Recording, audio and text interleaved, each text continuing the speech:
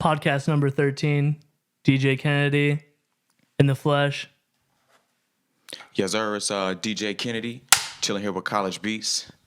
Let's get it. Absolutely. And I appreciate you coming out, man. You know, and in the short time that we got to talk, I noticed how laid back you were, and that's why I just felt that it was going to be more natural if we just jumped on the podcast and, you know, killed a couple birds with one stone and just handle it. So what I was really interested in you talking about was a little bit of your come up, because I know you as a DJ, but you also were an artist. So if you want to get a little bit into that background.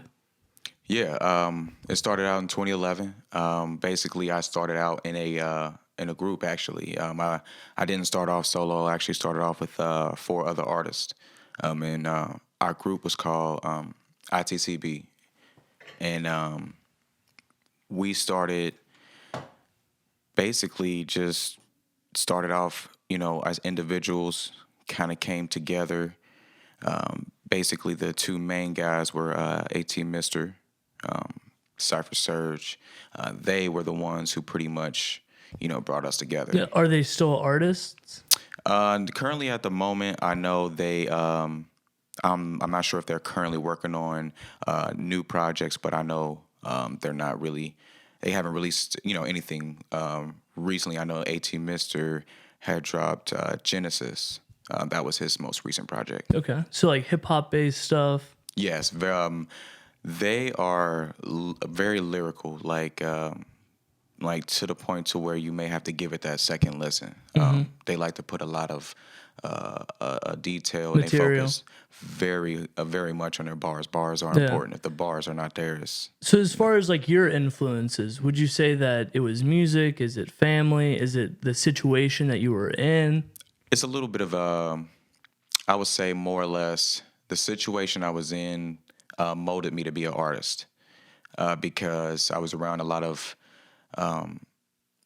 you know, a lot of artistic people already, not in just a sense of just rap, but, you know, I already, you know, I've took fancy to design, fashion, things like that as well. So with me being mainly around music, that's what kind of, you know, what I grabbed onto the most. And they just kind of helped mold me, you know, into an artist, you know, by, you know, really getting me, you know, all the tools I needed to be successful, you know, whether it was, you know, showing, you know, making, you know, freestyling with me to work on some bars. Yeah, we'll see that. We'll hear that later, right? Definitely. I'm going to have to, you know, spit a little something. Absolutely. Do you have any beats?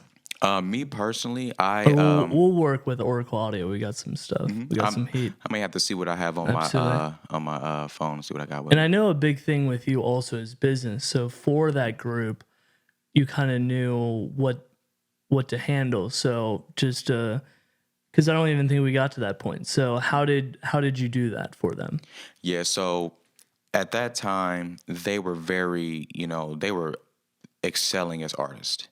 And I noticed that, you know, I had other strong points in other, you know, other areas to where I could use some of my other skills to maybe get us, you know, help us out. I know at that time I had the opportunity to do radio and to be under DJ Kool-Aid was her name. She was my mentor. And she helped me learn things that helped me excel, you know, myself along with, you know, our group as well to give us, you know, opportunities as far as maybe performances or opportunities to where I could bring them on as guests on the radio, you know, so we can get free promo for the radio. So we really, it worked out really well in a sense. I mean, I'm definitely getting more back into my artistry now, but I knew then that I needed to maybe take a role. Then what was that time period? This is I would say maybe 2012. We're moving more into 2012 at this point. 2012 going into kind of 2013 ish. Because at that time I did go back to school, but I ended up actually dropping out of school so that I could do radio. Sure. So I just had What'd that. you go to school for originally? Well, I originally went for computer engineering, but I took some time off and I actually went back just to go back for business. But just through the experiences and research that I've done, you know, outside of school, they were behind me. Yeah. You know. And just to tell you a little bit about my background too, I went to UC Blue Ash for several years for business management, got like a 3.8 GPA, Dean's List, honor roll, but my issue was accounting. That it was all on paper, and I was like, whoa, like give me some QuickBooks or something. Yeah. And that's the same kind of story where, I left, I felt like I had enough knowledge, based off the degree that I could take it and run with it. Yeah. And with this hip hop stuff that I actually enjoyed. I feel like I'm helping people. And I think that that's a factor for you also with your business ability, is that you see someone with a good amount of potential and they really just need that production behind them. Whether or not that's DJing, whether or not that's graphic design, whether or not that's promo. And in a lot of cases, and what I want to hear from you about is artist personalities and how that is incorporated into their music, and how, if you don't have a good personality, I understand if you're Kevin Gates or something, you're kind of a hard ass, like, cool. That's your feel. You've earned that. You've got bars. Love you for it. But as far as artists coming up, and I even went to US Bank Arena this past week, right? And I talked to another videographer that worked for MTV, like a reality show series. And he said, TP, it's not just, the high level celebrities that give you a hard time. It's those B-class celebrities that, are just kind of getting into their own and it's not really established yet. What experience have you had with different artists or different people in the business in general, as far as, we were talking about ego, and obviously we don't want to name drop anybody, but just in general, this is something that I'm dealing with because I'm such a nice guy and such a laid back guy. There are people that are contacting us that, I look at their music and I'm like, what do I even say? And if the personality isn't there either, then what am I supposed to do? So how important is personality? When it comes to personality, your personality is kind of shows off a representation of your brand. So if you come off as, harsh and mean, just off a conversation, that could already put a bad taste in someone's mouth when they try to listen to your music at a later time. They might remember that negative experience. Or wanting even to support it. Oh, yeah. I mean, if someone rubs you the wrong way, you're not even want to be in the same room. Yeah, because but at the same time, though, with business, there are no emotions. Very true. But the thought is that if you're going to treat me like that, you're going to treat the rest of my network like that. Yeah. And I can't risk that to hurt the rest of my network. Right. Which is very true, because you're also a representation of your brand as well. So, I mean, when it comes to ego, it's one of those things that you have to learn. It's going to come with maturity. It's definitely going to come with experiences. And the problem is a lot of people aren't learning from their experiences, or even experiences from their peers. I mean, every day we see things through social media from artists who are where we want to, or, maybe want to be. And why can't you learn from their experiences and learn, like, hey, maybe I should just be myself, and, let's go from there. Because, I'm assuming I've been blessed because a lot of the artists I get a chance to work with, a lot of them I feel like they're family, to the point to where I've watched them go from, just barely being able to get a show to, taking over Bogarts, So, when it comes to the ego, it definitely can be put aside. Yeah. It just really depends on the individual, and if the individual can't put their ego aside, then I think that's a clear indicator that maybe that relationship might not work. Yeah. And that was originally what I wanted to call this podcast, Big Egos Podcast. Dr. Dre, from that song. And I've also been, considered to have a big ego back in the day when I used to vlog. I had a lot of, family and friends that, would behind my back say like, oh, well, Tony's got a big ego, right?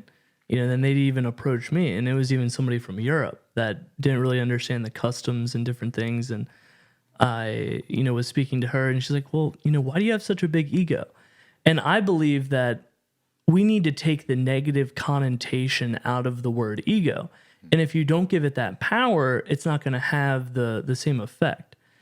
Because I believe ego is very closely aligned with self-promotion and entrepreneurship, and to a obviously certain extent, but at the same time, it needs to be proportioned out rather than just, oh, well, you've got a big ego.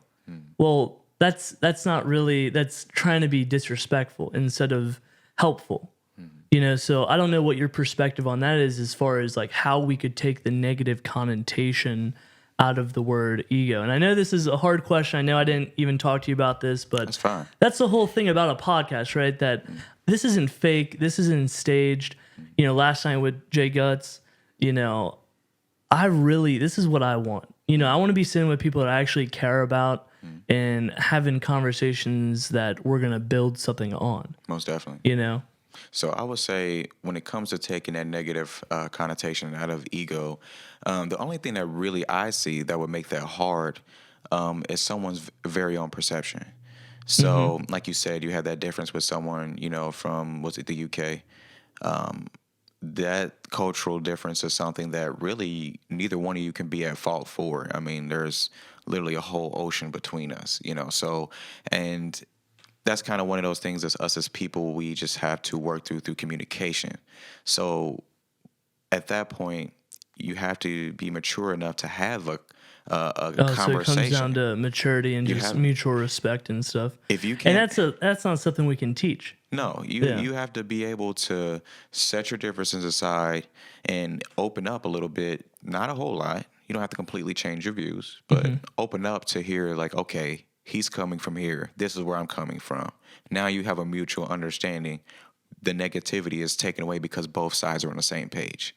So typically, most of the time, people aren't on the same page. So it's more or less just getting to know people. Really, Yeah. it just comes down to the simplest of communication.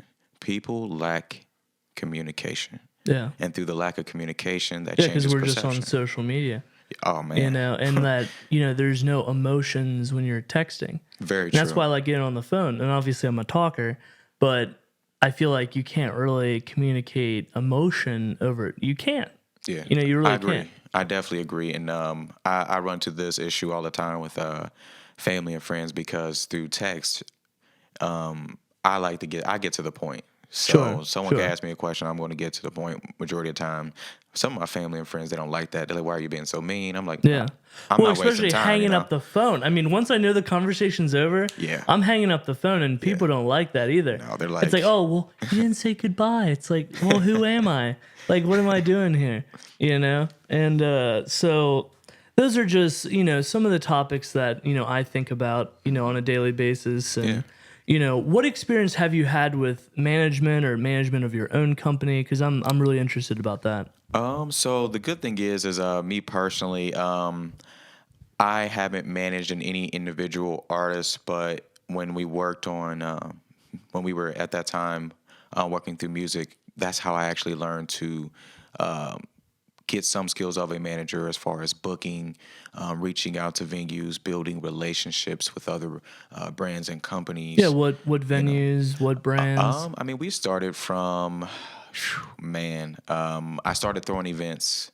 My first couple events were thrown at Rakes In. I started there, just a little hole in the wall, RIP Rakes In, which is actually a new place now, Arts OTA. The Mockbee. I've been blessed to be able to throw events in Northside, at Northside Yacht Club, now even the Listing Loon. And those are just a few venues that I've been able to reach out to. And even in the past, some venues that aren't even, they actually don't even exist anymore. Some of them actually got torn down, like the Vita House. That was probably... That's interesting. Like I said, I've only been around for the past year, so all this stuff is history to me. Like the Vita House, if no one has ever been to the Vita House, I may have some pictures on my social media, but that venue was just a house. It was wonderful, but of course, the police had to shut that down. Sure. But I was able to get my start and build those relationships just because I was forced to have to figure out, how can I get us to that next level, or how could we get fast and just just traditional, just music. So basically, so at the time after finishing up being with the group. Everyone was kind of starting to come into their own. I started to find myself more leaning more towards the DJ aspect once I started doing radio because my mentor, she opened up a new avenue for me. With the, working with larger artists, like with her, I got to meet Lil White. I think at the time one of his artists he had signed, I think it was Shan.